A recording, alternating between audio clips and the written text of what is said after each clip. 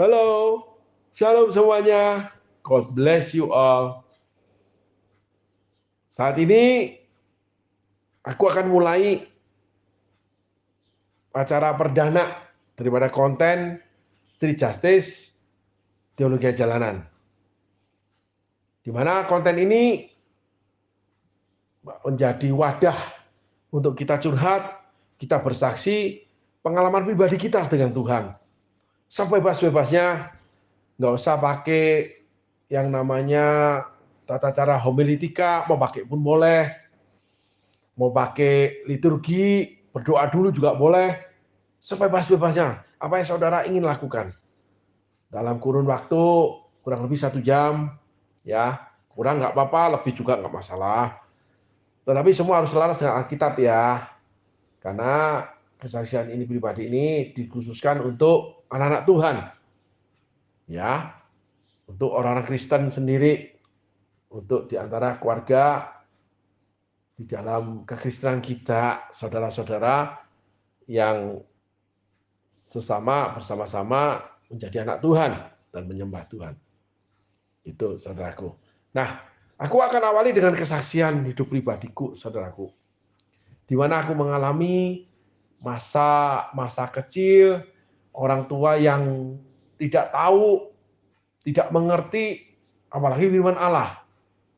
Orang tua yang hidup dari kecil sampai besar sebelum menikah bersama orang tua masing-masing, keluarga masing-masing, budaya masing-masing.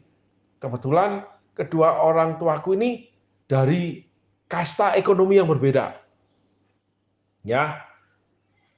Yang satu anak tunggal,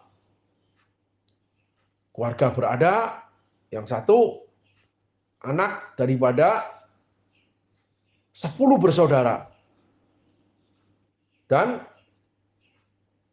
orang yang tidak berada.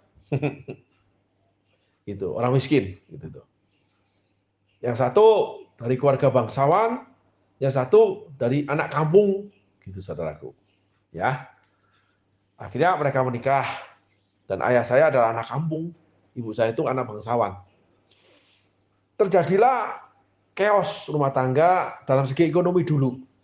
Tetapi mereka masih mencinta. Sampai anak beranak kami berjumlah 4 anak, gitu saudaraku. Tiba-tiba ekonomi orang tua berubah.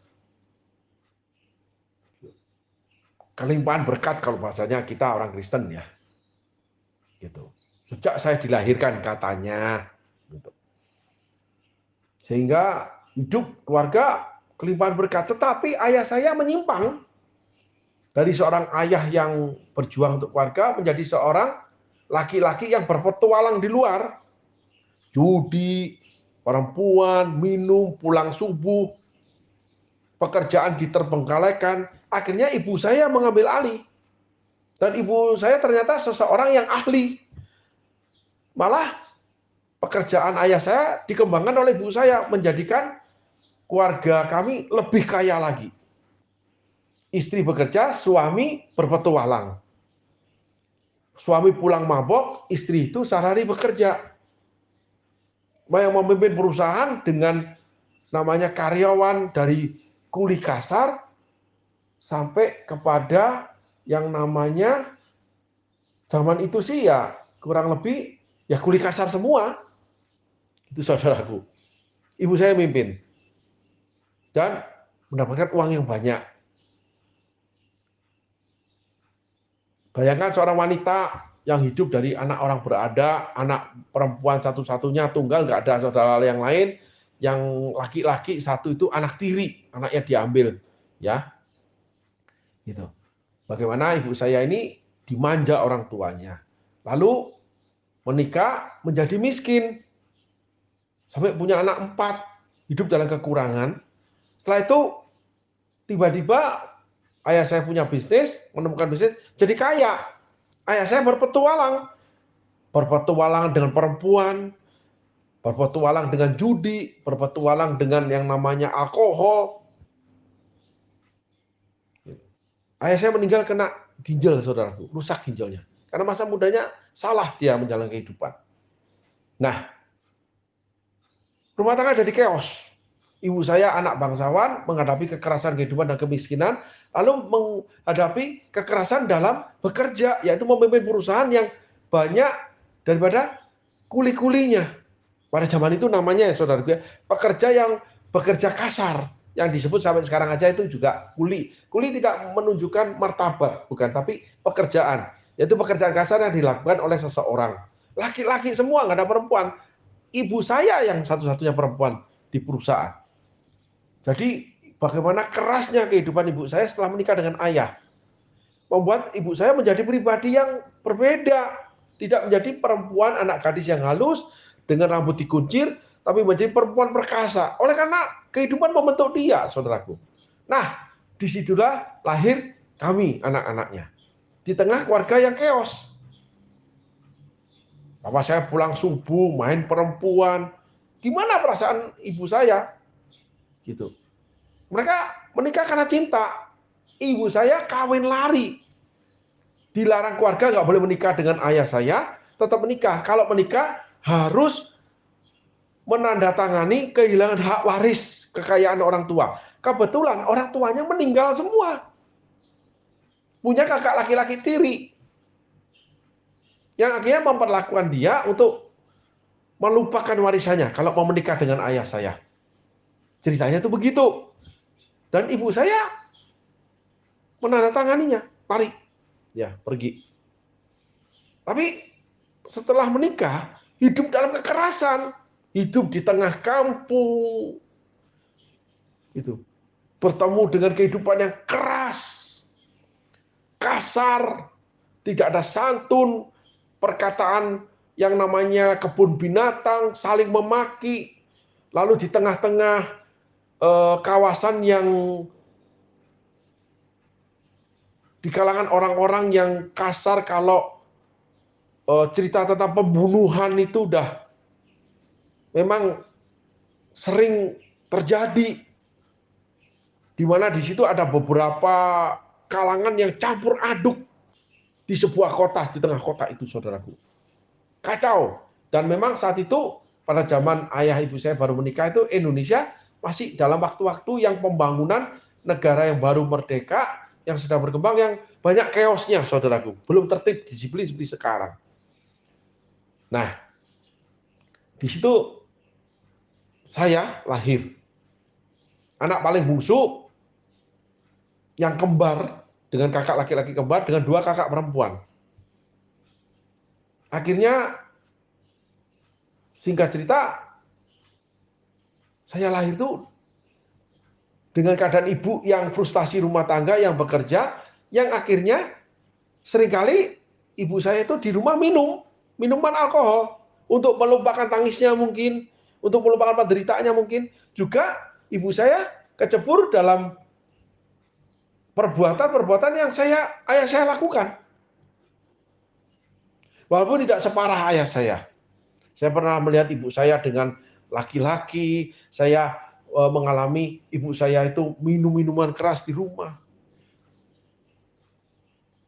Yang akhirnya menjadikan saya hidup di dalam kekerasan rumah tangga. Di mana salah satunya di dalam pertumbuhan seorang anak laki-laki yang bertumbuh berkembang, itu ada beberapa keadaan yang akhirnya menjadikan arena-arena pukulan, saudaraku. Jadi saya hidup dalam arena kekerasan rumah tangga orang tua. Di mana karena kami yang bungsu, yang kecil, ya kami menjadi sasaran kemarahan. Pukulan, kata-kata yang tidak patut, di tengah chaosnya rumah tangga.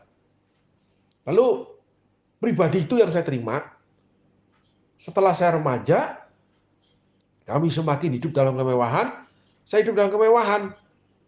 Sehingga saya boleh punya penampilan yang dimodalin orang tua, singkat cerita gitu. Tapi sekolah saya gagal.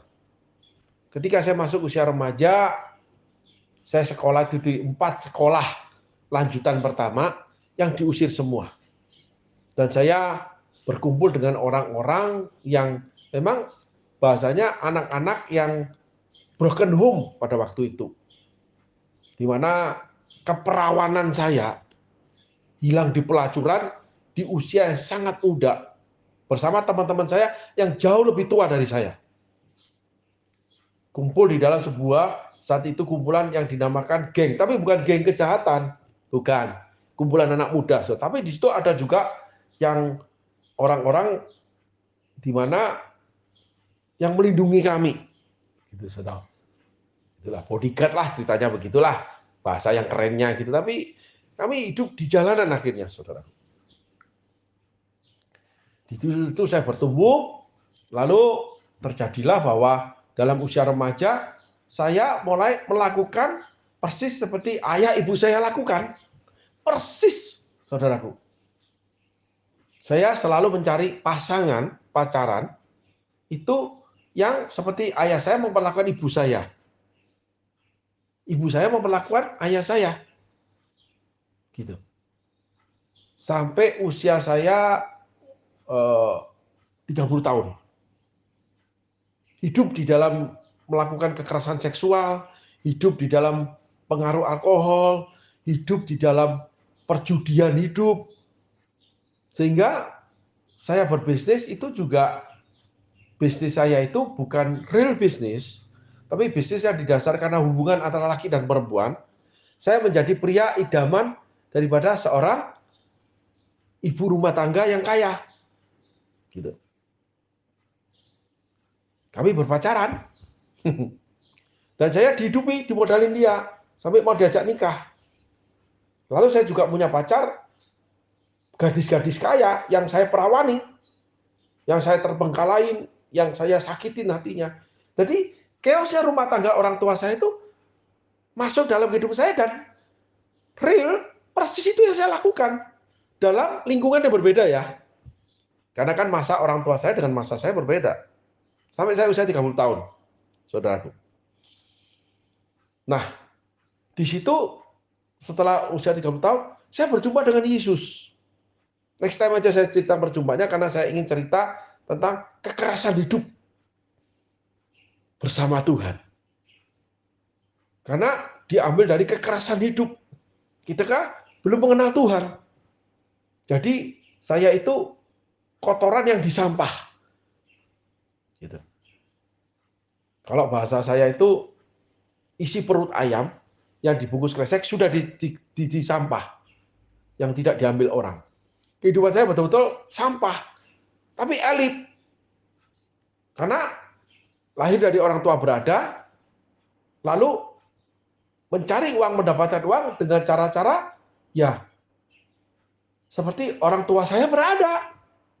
Jadi betapa pentingnya, saudaraku, kehidupan orang tua terhadap anak. Saya mengalami kekerasan namanya seksual orang tua saya melakukannya. Saya melihat hubungan kekerasan, hubungan suami istri orang tua saya melakukannya. Terhadap pasangan saya, baik pacar, baik sudah jadi istri. Karena saya pernah menikah, lalu dengan gampang saya tinggalkan wanita yang saya nikahi. Saya pacaran, saya perawanin, hampir menikah, dengan gampang saya tinggalkan. Semua persis seperti apa terjadi dalam rumah tangga orang tua saya. Kenapa begitu? Saya juga nggak tahu. Ada sebuah emosi, ada sebuah pemikiran, ada sebuah perasaan yang mendorong saya untuk melakukan itu semua. Karena hati nurani saya masih mati. Karena saya belum kenal kebenaran. Ini bukan teologi, saudaraku. Karena setelah saya dimenangkan Yesus, berjumpa dengan Yesus, ada satu buah kesadaran baru yang masuk. Ada sebuah pemikiran baru yang masuk yang nggak pernah terpikir waktu itu ketika saya mendengarkan firman Allah. Ketika saya membaca Alkitab. Tapi diawali dengan perjumpaan dengan Yesus saya ini. Setiap orang berbeda-beda caranya ya, saudaraku. Ini cara saya deh. Gitu. Jadi pada suatu kali saya itu sakit. Di Jakarta, di mana saya ke dokter itu, sampai beberapa dokter, sampai obat satu kresek, sakit tenggorokan saya tidak sembuh. 3 hari panas tinggi nggak bisa sembuh. Lalu pada hari ketiga tengah malam saya di hotel di Jakarta, saya berbalik ke tembok di atas ranjang itu masuk kan belakang sandarannya kan tembok nih, saudaraku ranjang itu.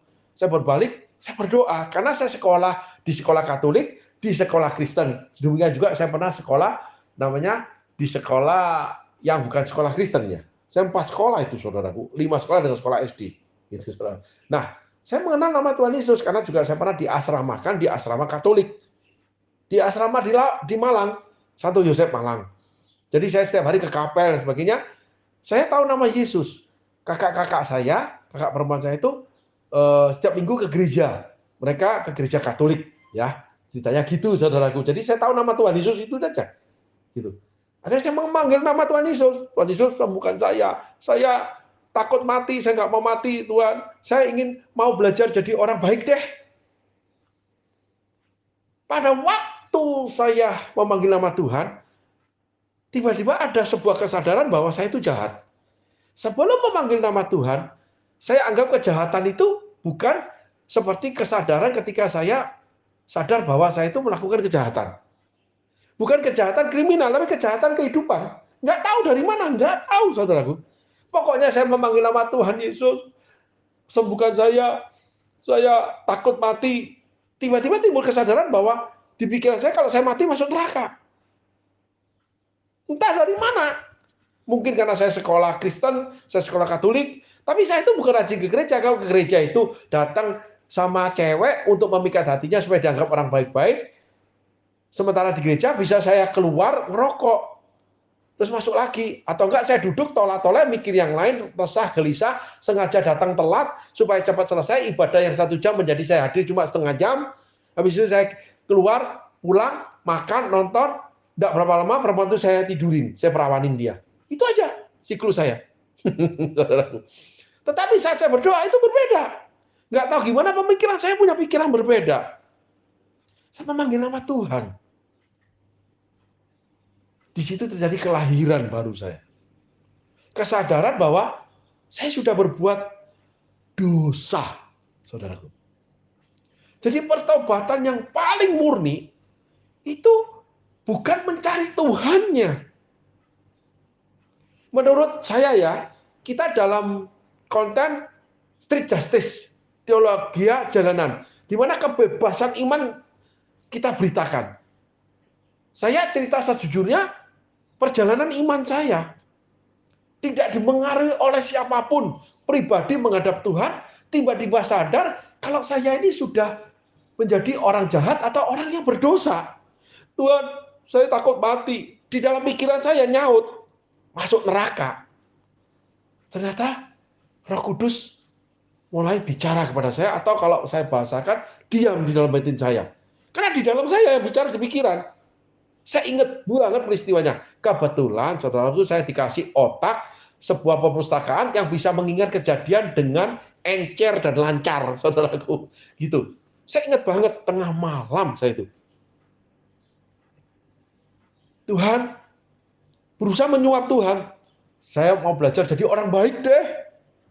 Nah anehnya, keesokan paginya, pagi-pagi sekali saya mencari taksi. Lalu saya bicara dengan sopir taksi dengan membawa tas kerja saya, ya, bangun tidur, ya, pakai kaos singlet, ya, celana pendek, keluar dari hotel, cari taksi, bawa saya ke rumah sakit. Saya ingin berobat. Rumah sakit mana, Bang? Sembarang terserah kamu, Pak supir. Lalu saya ingat dibawa rumah sakit namanya MMC. Ketemu dokter THT. Padahal sebelumnya saya diobati oleh kepala rumah sakit Husada Jakarta yang ada di Mangga Besar, saudara. Dokter Juanda saya ingat namanya. Lalu saya kembali ke hotel, minum obat, nggak sembuh. Bukan karena nggak tepat atau butuh waktu, saya nggak ngerti. Tapi waktu saya demam tinggi, tiba-tiba saya ketakutan mati. Lalu saya ambil langkah berdoa, dan saya sadar dengan dosa. Saya sudah melakukan dosa. Saya nggak tahu, padahal sebelum itu saya enak-enak aja hidup dalam dosa. Menikmati, karena saya dapat duit dari dosa. Gitu.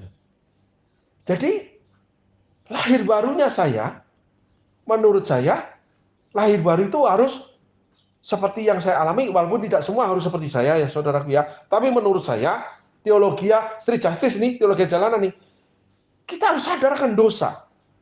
Lalu berusaha menyuap Tuhan. Saya akan belajar jadi orang baik-baik deh. Nggak nakal lagi, nggak jahat lagi, nggak merawani orang, itu sebagian gitu. Maksud saya begitu, saudaraku. Dan anehnya, sopir taksi saya bawa ke MNC, ke dokter THT, disuruh buka mulut, dilihat tenggorokan saya, lalu disedot, dimasukin jarum, disedot nanah yang ada di ini, amandel saya. Pulang, 3 hari sembuh di hotel. Lalu saya pulang. Terus saya jadi orang baik-baik gitu. Enggak, lupa saudaraku. Tetapi Tuhan buat bisnis saya hancur. Dalam waktu 3 bulan. Saat itu saya itu kerjasama dengan orang asing. Saya mengerjakan pekerjaan-pekerjaan di mana saya memasarkan produksi Indonesia di luar negeri. Saya bergaul dengan orang asing. Setiap hari dengan orang asing.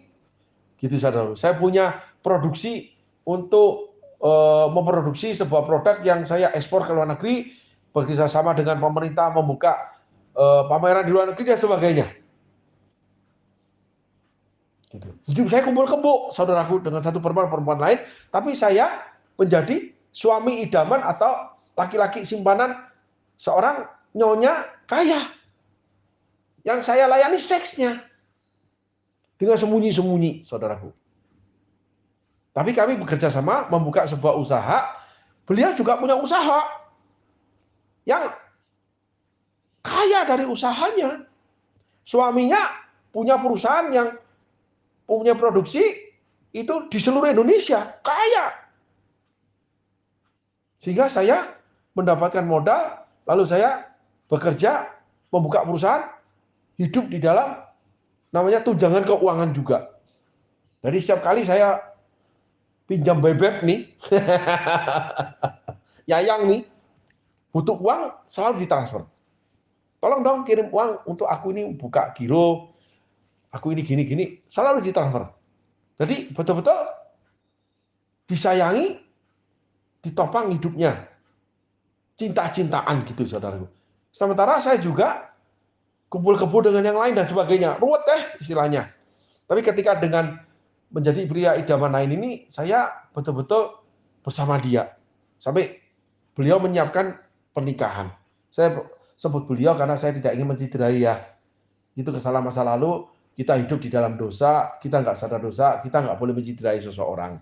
Gitu. Sama-sama kita ini berdosa kok. Ya, sehingga kesalahan itu bukanlah sebuah kesalahan, karena itu kesalahan yang kita masih buta dengan kebenaran. Nah, setelah saya sakit, saya menyebut nama Tuhan, sadar saudaraku. Nggak tahu kenapa, saya juga nggak tahu. Tetapi pulang, ya kesadaran itu hilang. Tapi Tuhan terus bekerja. 3 bulan, perusahaan saya jatuh. Lalu, saya bergegas, bersama seorang pacar, saya pindah ke kota yang lain. Lalu saya menikah, hidup bersama pacar itu. Nah, di situ saya ketemu Tuhan, saudaraku. Yang real Tuhan. Bukan ketemu Tuhan ketika saya sakit. Saya dilayani seorang hamba Tuhan, seorang anak Tuhan yang masih sekolah, tapi juga bekerja. Saya diperkenalkan dengan Injil. Beliau melayani saya 3 jam. Setelah beliau pulang, ada suara yang bergema di hati, carilah dahulu kerajaan Allah dan kebenarannya. Maka semuanya akan ditambahkan sama kamu. Itu terngiang-ngiang, saudaraku. Tetapi sebelum itu terjadi, Tuhan bekerja dengan usaha saya hancur. Lalu saya ketemu dengan seorang wanita yang saya jatuh cinta. Jadi saya menjadi pria idaman lain itu saya tinggalkan. Perusahaan saya tinggalkan, ya, saya resign, saya tinggalkan, lalu saya hidup bersama perempuan muda ini. Berusaha membina rumah tangga. Aneh kan saudaraku? Orang yang hidup ancur-ancuran kumpul kebo terus, merawanin orang terus, ketemu seorang perempuan muda, tiba-tiba punya cita-cita ingin hidup berumah tangga, menjadi orang baik benar. Padahal waktu itu cuma berusaha menyuap Tuhan supaya sembuh aja. Jadi pulang, ya tetap aja saya di perusahaan itu, ya tetap aja saya itu dengan menjadi pria idaman lain. Tetapi berjalannya waktu, kalau boleh saya ceritakan hari ini setelah saya mengenal Tuhan 30 tahun, Tuhan bekerja mengubahkan segala sesuatunya dari dalam, karena saya lahir baru. Jadi perkataan saya ucapkan, saya betul-betul minta sama Tuhan kesembuhan itu, betul-betul minta, berusaha menjadi orang baik itu, ternyata itu sebenarnya menyuap Tuhan, Tuhan jadikan loh saudaraku. Itu kitab pengkhotbah tulis. Jangan sembarangan kamu berbicara ketika menghampiri rumah Tuhan. Itu saudaraku ya. Pengkhotbah pasal 4 ayat terakhir sampai pasal 5 ayat awal. Ayat pertama dan kedua, saudaraku. Nah, saya cerita dulu deh ini deh. Ya. Firman Tuhan cuma meneguhkan aja ya saudaraku ya. Saya akan bersaksi. Ternyata perkataan saya itu diresponi Tuhan. Saya berjumpa dengan seorang perempuan muda, saya jatuh cinta. Dalam waktu singkat, saya berumah tangga dengan perempuan muda itu, saya tinggalin semuanya. Itu alamiah terjadi. Tuhan bekerja itu tanpa kita sadari, saudaraku. Ternyata, akhirnya pada waktu beberapa bulan kemudian, beberapa saat kemudian, saya diinjilin oleh seorang anak sekolah teologi yang juga bekerja, yang juga melayani Tuhan, hamba Tuhan. 3 jam saya dilayani, tanya jawab, terus tertinggal firman Tuhan itu. Cari dahulu kerajaan ada kebenarannya, semua akan ditambahkan sama kamu. Yaitu pada tahun kedua setelah saya berusaha menjadi orang baik. Tapi hidupnya gagal karena kejatuhan bisnis. Malah saya lari ke okultisme. Bahkan ada seorang bos besar ingin memakai saya, ditempatkan di luar negeri. Tetapi saya nggak tahu kenapa, saya nggak mau. Kenapa? Karena saya berpisah dengan istri saya, tanda kutip ini, perempuan muda ini. Lalu saya diberi pekerjaan di sebuah kota, di luar kota, di mana saya berpisah dengan istri perempuan muda ini, cuma tahan 1 minggu. Habis itu saya lari pulang. Karena nggak sanggup berpisah dengan perempuan muda ini, yang akhirnya menjadi istri saya. Itu saudara.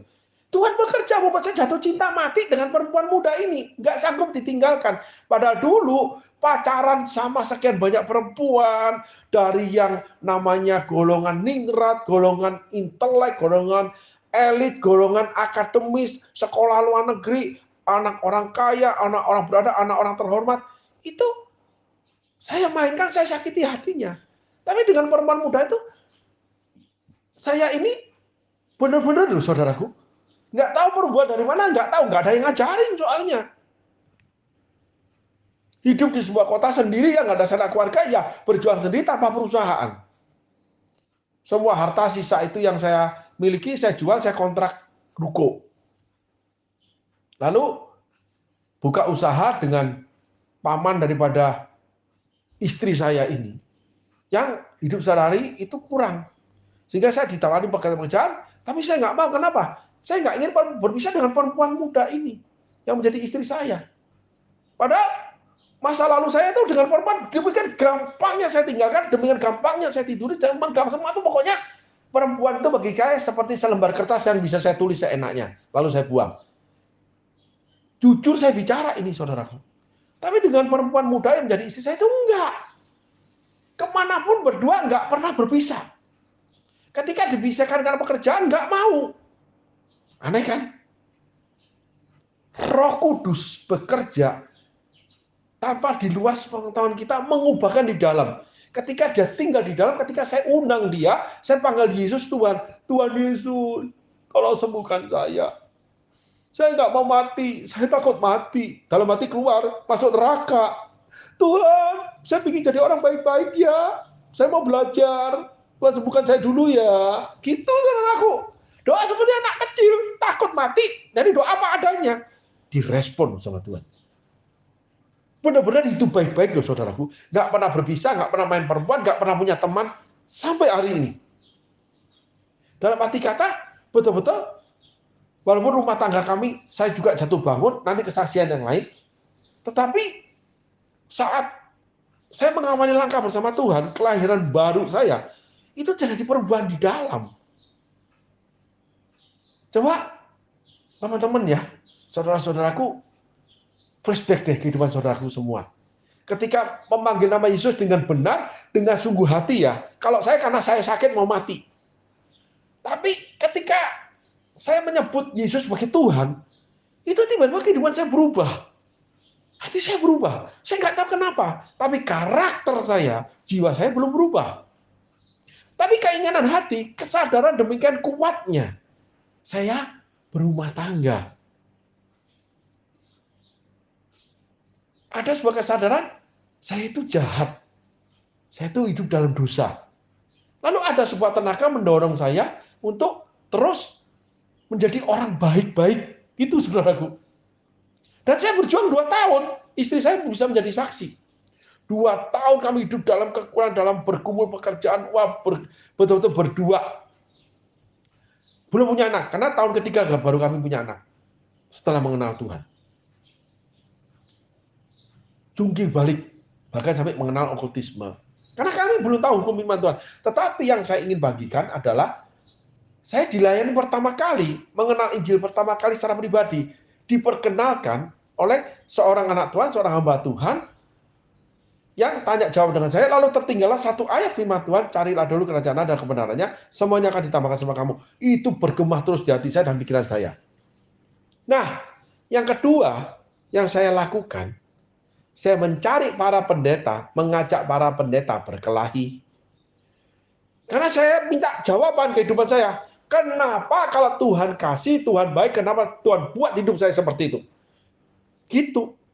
Ada suatu nggak terima, kemarahan yang terpendam, saudaraku. Sehingga setiap hari cari gereja, saya masuk ini gereja nih, pintu terbuka, gerbang tertutup, saya ketok. Ada orang keluar, ada pendeta, oh ya, ada keperluan apa Pak? Saya mau konseling. Oh ya ada Pak. Maka Pak Pendeta ketemu saya. Gereja apa aja saya enggak kenal aliran sudah. Dan saya bicara dengan penuh kemarahan. Ada pendeta yang melayani dengan ayat firman Tuhan. Ada yang mendoakan, ada yang mendengarkan. Ya ada juga yang menyakiti. Segala pokoknya saya setiap hari itu cari yang namanya jawaban. Melalui pendeta. Saudaraku. Dalam keputusasaan, kecewa, marah, tapi nggak tahu kenapa kok hati saya mencari Tuhan. Tetapi sebelum itu, setelah saya dilayani carilah dahulu kerajaan Allah dan kebenarannya, 2 minggu kemudian saya dikirimi Tuhan seorang yang mendoakan saya dengan bahasa-bahasa yang saya tidak kenal, lalu taruh tangannya di atas kepala saya sementara saya merokok. Saya cuma bilang, apa sih dilakukan orang ini? Saya tetap tanya jawab dengan kemarahan. Mencari tahu jawaban dari Tuhan untuk kehidupan saya. Gitu saudaraku. Sehingga di awal kehidupan kekristenan saya itu diawali daripada penemuan akan Tuhan. Saya menemukan Tuhan itu dengan Tuhan setting ketika saya sakit. Tuhan ketemui saya ketika saya masih rusak kok. Saya teringat akan firman Tuhan, aku datang untuk orang berdosa, bukan untuk orang benar, tapi untuk orang sakit. Tetapi Tuhan selalu melakukannya tidak pernah terlepas dari Injil. Hari ini saya terangkan ini. Saya bisa bicara ini. Kenapa? Tuhan tunggu pengakuan saya menerima Yesus sebagai Tuhan. Saya panggil dia, Tuhan Yesus, gitu saudaraku. Baru bisa lahir baru. Jadi ketika saudara tidak memperlakukan atau mengakui Yesus sebagai Tuhan dan Juru Selamat, kelahiran baru saudara itu sangat dipertanyakan. Menurut saya ya, sesuai dengan apa yang saya alami aja deh. Terlepas dari saya ini seseorang yang hari ini sebagai hamba Tuhan atau apapun, saya bukan itu. Karena ini street justice, teologi jalanan. Kita bicara apa adanya, pengertian kita masing-masing deh. Tapi tetap tidak boleh berlawanan dengan firman Allah. Sehingga ketika saya memanggil nama Tuhan Yesus, ternyata Tuhan itu bekerja, Roh Kudus tinggal di dalam hati saya. Tiba-tiba sadar saya akan masuk neraka, sadar bahwa saya itu orang yang jahat, hidup di dalam dosa. Yang 30 tahun tidak pernah ada. Setelah itu, timbul lagi yang namanya hidup ingin benar, ingin baik-baik benar. Padahal saya ngomong itu cuma ingin menyuap Tuhan supaya saya sembuh. Setelah saya sembuh, ya saya kumpul kebo, tetap jadi pria idaman, tetap bekerja, perusahaan itu akhirnya jatuh selama 3 bulan. Bermasalah banget gitu loh. Tapi saya tinggalkan. Karena saya memilih hidup baik-baik, ingin berbuat tangga dengan perempuan muda yang saya temui. Menikahlah saya dengan dia. Yang menjadi istri saya ini. Itu saudaraku. Ternyata ada beberapa hal yang Roh Kudus kerjakan. Yang Tuhan Yesus kerjakan. Yang pertama, dia meresponi kata-kata saya, yaitu Injil mengatakan, barang siapa menerima Yesus sebagai Tuhan dan Juru Selamat, maka dia dan seluruh rumahnya akan diselamatkan. Dan itulah kelahiran baru. Sehingga ketika Tuhan setting, Tuhan giring pada situasi saya sakit, takut mati, berobat, itu nggak langsung sembuh. Tuhan sudah tunggu kehidupan saya umur 30 tahun, pada hari ini jam segini, setelah beberapa hari kamu sakit, kamu akan memanggil aku. Kira-kira begitulah cerita gampangnya. Menurut saya, ya saudara Pia. Nah di situ saya memanggil nama Yesus dengan menyebut Tuhan. Karena saya waktu kecil sekolah di sekolah Kristen, sekolah Katolik. Jadi Tuhan turun bekerja dalam segala hal. Paulus tulis, sebelum dunia dijadikan, Tuhan sudah memanggil aku sebagai seorang rasul. Yeremia tulis, dari dalam perut ibuku aku sudah ditentukan dipanggil menjadi seorang nabi. Daud tulis, dari dalam perut ibuku Tuhan merajut aku, menenun aku. Yang saat itu saya tidak tahu, tapi saya menjalani kehidupan titik awal keberangkatan saya menjadikan Yesus sebagai Tuhan, dan itu seluruh kitab suci digenapi yang berhubungan dengan pertobatannya, saudaraku ya. Sampai saya memutuskan ingin hidup berumah tangga dengan baik. Itu timbul dengan sendirinya. Karena saya tidak pernah punya orang tua yang bisa mengajar, guru yang bisa mengajar, manusia bisa mengajar saya hidup dari pukulan. Setelah itu saya hidup dari dunia, bagaimana saya bisa harus survive untuk menjadi punya uang, dihormati, diakui, sehingga saya bisa hidup dengan nyaman, hidup dengan memiliki segalanya, barang mewah, hidup mewah, mobil mewah, dan sebagainya. Hidup yang berhasil lah secara dunia. Dan saya tidak ada standar kategori dosa, tidak ada dosa. Yang penting saya bisnis, dapat uang, uang saya pakai, hidup nyaman, bahagia, punya perempuan banyak, dan sebagainya. Hidup bebas, dan sebagainya. Gitu, saudara. Nah, setelah itu lahirlah hal-hal yang bukan baik saja, tapi yang benar. Di mana saya pertama kali tiba-tiba punya keinginan demikian kuat untuk berumah tangga dengan benar-benar baik-baik. Sehingga saya pindah dari kota saya, pindah ke kota lain, saya benar-benar hidup bersama dengan perempuan muda yang saya kenali, lalu saya menikah. Yang nggak pernah mau terlepas lagi. Benar-benar saling mencinta, benar-benar saling bergantung, benar-benar saling berangkulan, berpegangan tangan, namanya pengantin muda. Tapi bukan karena saya jadi pengantin muda itu sudah berapa kali, saudaraku. Lah saya tidur di perempuan itu kan berapa kali, bulan madu itu udah berapa kali saya ini. Dari bulan madu di luar negeri sampai di dalam negeri, bulan madu yang namanya di rumah perempuan itu, atau di hotel yang mewah, atau di hotel yang murah. Gitu. Saya perawani, lalu saya suruh minum obat anti hamil. Pokoknya jangan sampai hamil. Kalau hamil pun saya aborsi. Saya melakukan aborsi berapa kali dengan perempuan-perempuan beberapa orang. Gitu, saudara. Tetapi dengan perempuan muda saya betul-betul ingin rumah tangga. Aneh kan, saudaraku?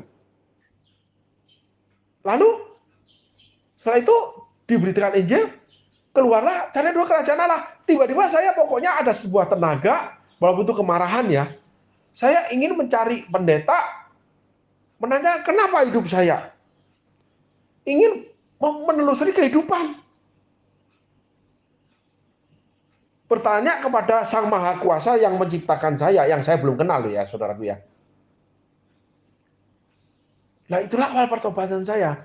Street justice, teologi jalanan saya alami. Tuhan tuntut secara pribadi, benar-benar.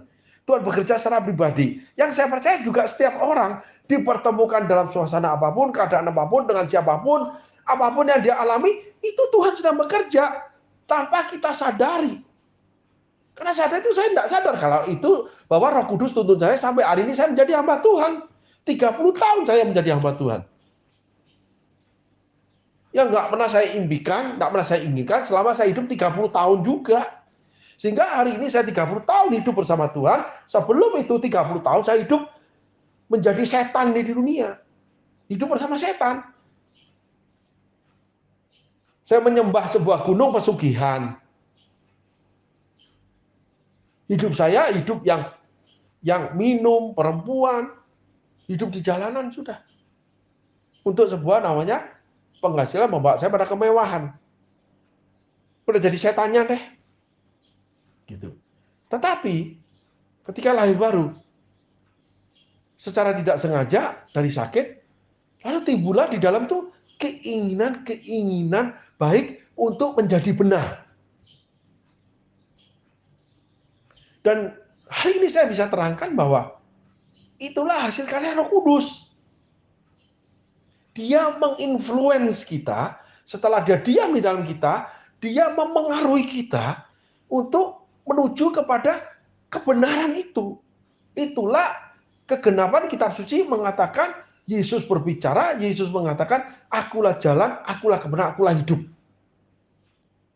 Benar-benar tiba-tiba saya hidup di dalam jalannya Tuhan, saya mencari kebenaran Tuhan, dan hidup secara tidak sadar setelah di jalan, setelah mengenal kebenaran, saya menerima hidupnya Tuhan, hidup benar sampai sekarang. Walaupun masih ada namanya pembenahan di dalam karakter pribadi yang masih salah.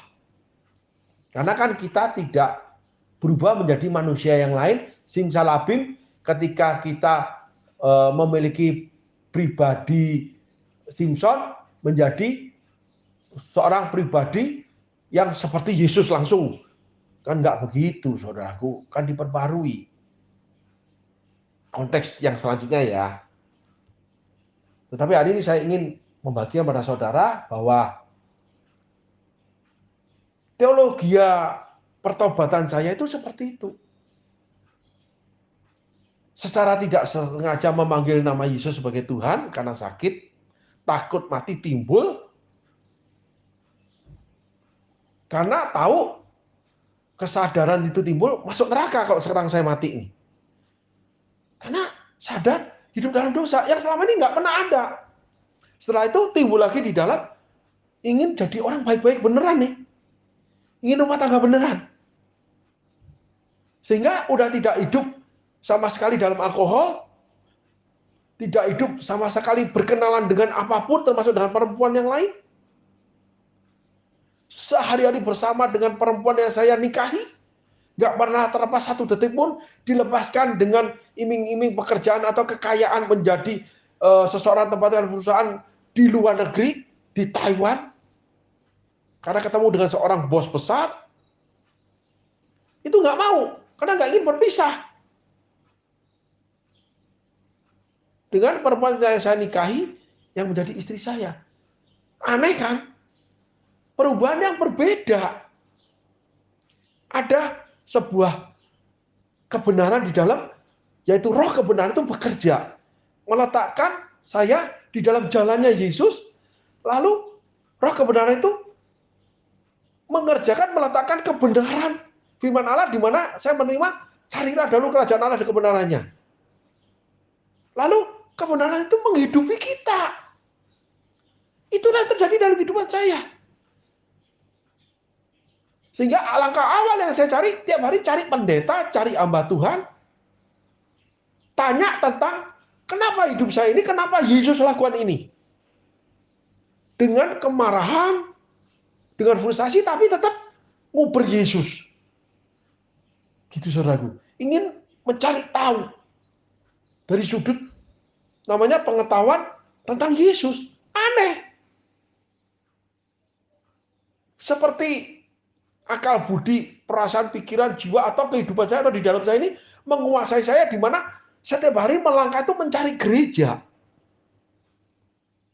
Dan lebih aneh lagi, saya itu penggemar musik rock, jazz, pop saya kurang suka, saya tidak suka lagu mendayu-dayu, ya hidup yang betul-betul sak karepe dhewe, tapi anehnya setiap hari saya bisa selalu mendengarkan lagu rohani. Nggak ada satu orang pun yang mementoring saya. Nggak ada satu orang yang datang kepada saya setiap hari memberikan firman. Tidak ada setiap hari orang itu mengajarkan saya, kamu dengar lagu rohani, kamu doa pagi, kamu enggak.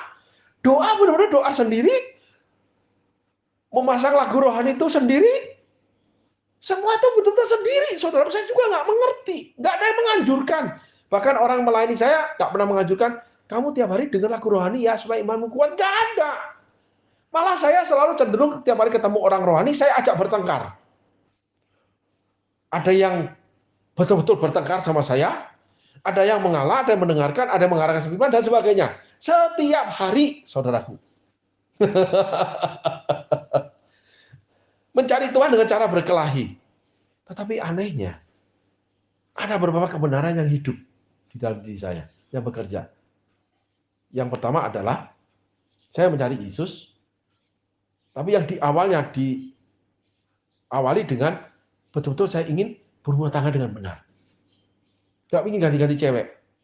Nggak ingin cari cewek baru. Betul-betul dengan perempuan ini saya nikahi, betul-betul setiap hari dengan perempuan ini.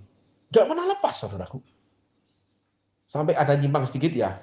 Ketika saya dipisahkan pertama kali dalam bekerja, lalu istri saya mendatangi saya seminggu kemudian, ketika dia datangi, tiba-tiba saya putuskan, saya kemasin, saya packing baju saya langsung pamit dengan bos, itu yang kebetulan masih keluarga, saya pulang ya. Nggak jadi bekerja di kamu deh. Seminggu kemudian ditengokin oleh istri. Saya pulang sama istri. Nggak jadi bekerja. Kalau dulu enggak. Perempuan itu ya kalau saya butuh, saya ingin tidurin, saya tidurin. Perempuan itu cari, saya tidurin. Pokoknya enggak pernah jauh dari hubungan seks. Pokoknya kebutuhan seks deh. Seks aja terus. Kalau kamu nggak bisa ya saya cari perempuan lain. Gitu. Jadi punya pacar, punya gendaan, punya pelacur, ya punya segalanya lah. Pokoknya namanya perempuan lah. Gitu saudaraku. Yang kedua duit. Udah. Yang ketiga hidup mewah. Semuanya tipu dusta. Semuanya akal-akalan. Tapi ketika diawali dengan menyebut nama Tuhan, berdoa karena sakit takut mati, tiba-tiba atmosfer kehidupan itu berubah. Setiap hari cari Tuhan, tapi ngajak berkelahi hamba-hamba Tuhan. Yang kedua, bikin rumah tangga baik-baik. Gak bisa dipisahkan dengan perempuan yang saya nikahi. Saya sebut perempuan ya, bukan merendahkan istrinya, tapi supaya atmosfer gambaran kita yang saya ingin sampaikan kepada saudara itu jelas. Jadi, setiap hari itu gak ingin berpisah. Makan gak makan berdua deh. Nggak tahu dari mana timbulnya. 30 tahun saya itu nggak pernah mengenal itu. Orang tua keluarga saya itu, papa saya pulang, nggak pulang, saya nggak pernah tahu. Mama saya pergi dengan papa saya itu nggak pernah kelihatan. Nggak pernah tahu saya. Jadi hidup orang tua saya juga sendiri-sendiri. Kalau pergi bersama malam papa saya judi, mama saya tinggal di hotel, di villa. Jadi nggak ada namanya melihat orang tua, papa mama tuh bergandeng tangan. Nggak pernah. Mereka ngomong aja, saya nggak pernah. Yang tahu saya dipanggil mama saya namanya Ing gitu. Ing, wah gini-gini. Yen, gini-gini. Udah. Nggak ada kata mesra, nggak ada kata apa. Buru-buru kemesraan kekasih. Nggak ada di orang tua saya. Gitu. Walaupun mereka sekamar. Jadi nggak ada atmosfer romantisme, nggak ada. Tetapi kenapa saya jadi romantis, saya juga nggak tahu. Sampai hari ini juga nggak tahu. Timbul dari dalam. Sehingga hari ini kita belajar, teman-teman, dari program perdana yang saya mulai ya, dengan kesaksian hidup saya, bahwa roh kebenaran itu, ketika kita memanggil Yesus sebagai Tuhan, masuk diam di dalam kita, dia akan kerjakan kebenaran itu tanpa kita minta, tanpa kita sadari. Yang pertama, kita memanggil Yesus sebagai Tuhan dan Juru Selamat. Lalu, perkataan Yesus, akulah jalan kebenaran hidup, itu digenapi. Nggak tahu kenapa saya kok mencari Yesus, Tuhan kirimkan 2 orang hamba Tuhan, pelayan Tuhan yang melayani saya, yang satu memberitakan Injil, yang satu tumpang tangan, dengan bahasa-bahasa yang saya tidak mengerti.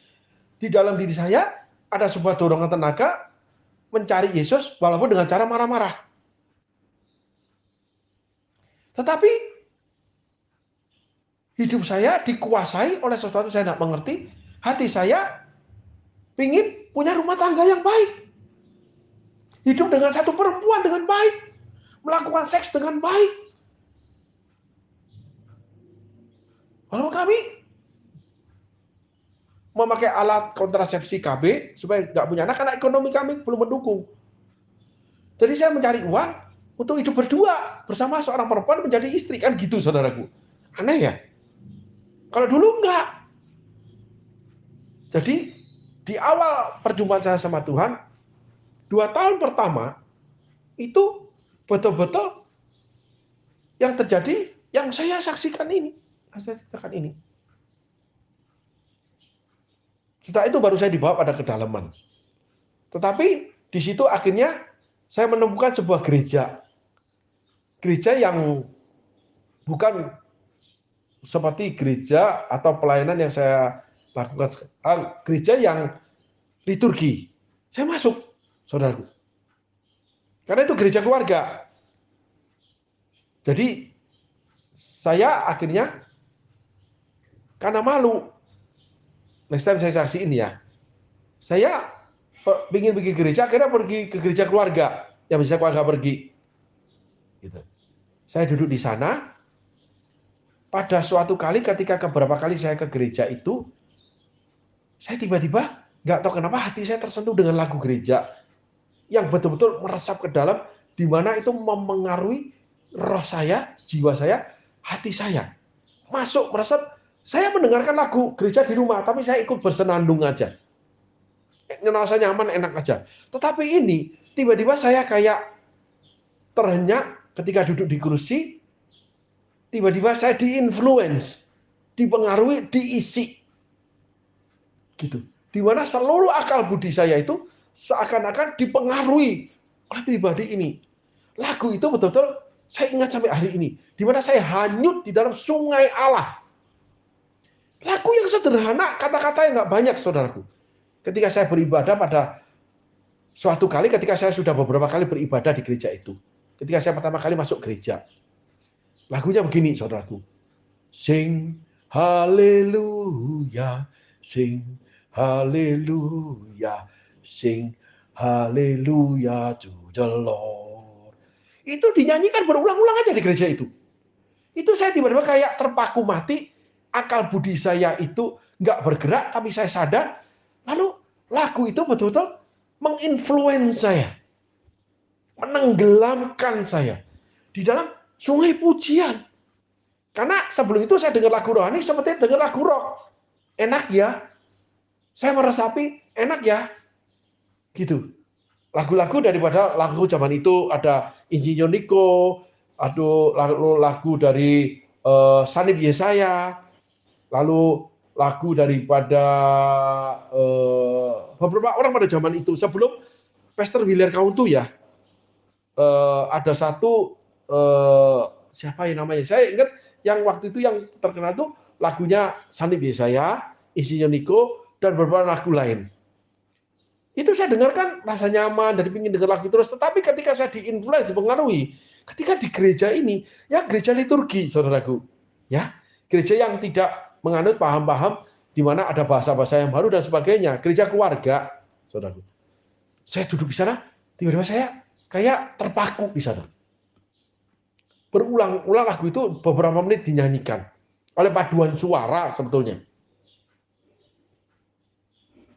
Di situ saya pertama kali pulang dari gereja termangu-mangu, mengalami kuasa Roh Kudus daripada sentuhan, daripada sesuatu yang di luar saya. Sebelum itu kan saya di dalam saya bekerja, membawa saya suatu tenaga mencari pastor, dengar lagu rohani, lalu berbicara tentang Yesus, cari ibadah-ibadah di mana saya dengar firman Tuhan dengan kemarahan, ingin mencari tahu. Tetapi satu kali saya mengalami sentuhan jamahan Roh Kudus yang di luar daripada dalam saya. Roh Kudus bekerja di luar daripada dalam saya ini melalui lagu itu. Jadi saya terpaku hanyut, terus saya itu kayak leng-lengan gitu. Pulang itu kayak termangu-mangu. Kayak orang itu yang dipengaruhi sesuatu yang lain. Itu saudaraku. Itu pertama kali saya mengalami jamahan Roh Kudus. Jadi, saudaraku, salah satu pertobatan yang Tuhan kerjakan, saya nggak tahu pertobatan yang lain, yang saya alami adalah, yang pertama, saya itu tidak di-mentoring, saudaraku. Tetapi hari ini saya jadi mentor. Sudah ratusan murid yang saya muridkan untuk mengikuti Yesus dan melayani Yesus. Itu mentoring namanya. Udah hampir 10 gereja saya dirikan. Sudah banyak kota saya menginjil.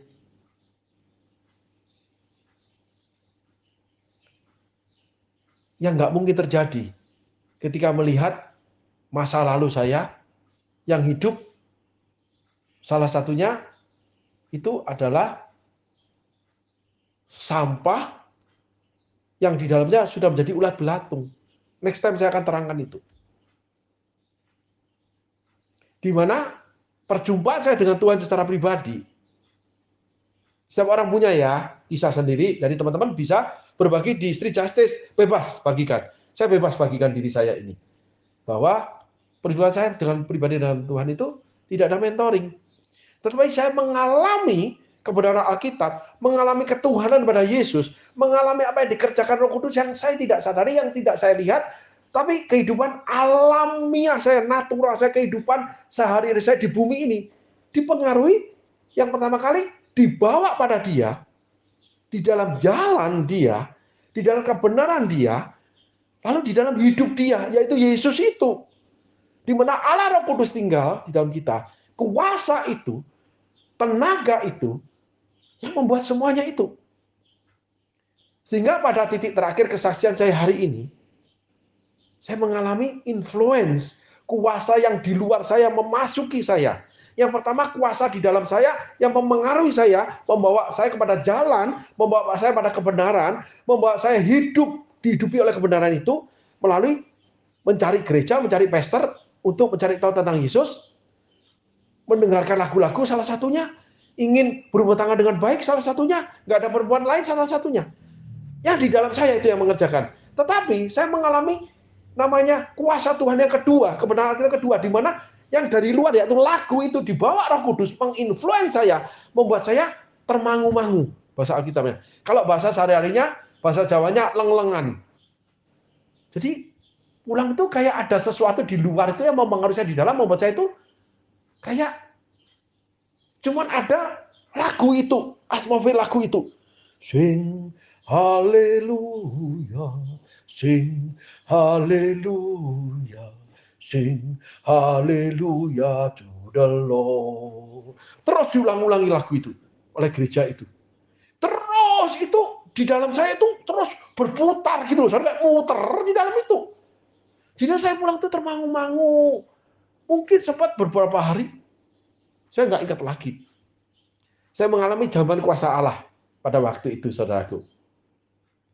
Dengan namanya sebuah lagu. Saya mengalami jamahan kuasa Allah di dalam saya yang membawa saya pada jalan kebenaran dan hidup. Amin, saudaraku. Inilah kesaksian saya yang saya bagikan di dalam konten Street Justice, Teologia Jalanan. Dan saya mengundang teman-teman untuk berbagi kesaksian di dalam kebebasan untuk menyaksikan segala satunya. Demi kemuliaan nama Tuhan. Amin, saudaraku. God bless you all. Thank you.